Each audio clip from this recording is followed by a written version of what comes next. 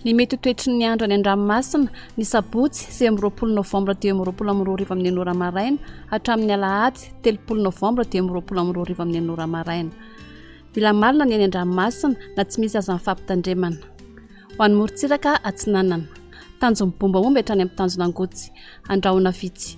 Ho avy avaratra ny rivotra ka ho 10 hatramin'ny 20 km isan'ora. Ho avy atsimo kosa izany any amin'ny faran'ny fepitaona ka ho 10 km isan'ora.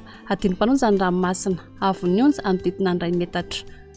Tanjonangotsy hatramin'ny manoro. Andrahona amin'ny sitokotoko. Ho avy atsimo ny rivotra ka ho 30 hatramin'ny 20 km isan'ora. Hiena 20 km isan'ora izany manomboka ny any amin'ny faran'ny fepitaona. Adiny mpanonja anonja be ny ranomasina. Avony onja 2.5 metatra. Manoratra ny tolanaro.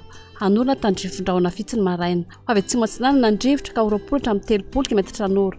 Hiena 10 km isan'ora manomboka ny atoandro. Ho avy avaratra atsinanana kosa ny rivotra any amin'ny tapany atsimo any amin'ny faran'ny fepitaona ka ho 10 hatramin'ny 20 km isan'ora. Anonja be ny ranomasina. Avony onja 2 metatra.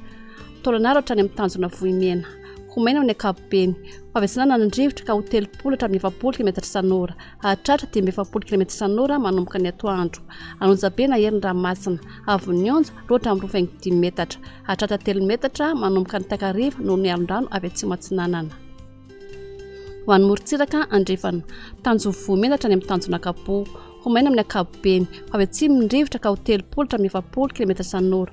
Ho avy avaratra andrefana kosa eo anelan'ny tapolo sy ny tanjona kapoho any amin'ny faran'ny fepitaona ka ho 10 hatramin'ny 20 km isan'ora. Anonja be na herin'ny ranomasina.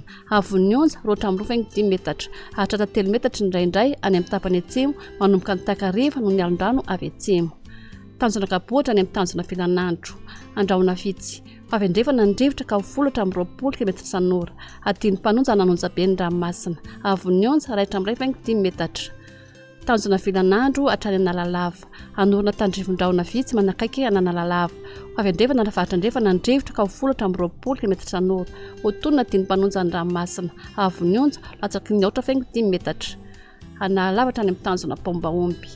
Anorana tandrifondrahona metarainy kotroka ny maraina. Ho avy andrefana ny rivotra ka ho 10 hatramin'ny 20 km isan'ora.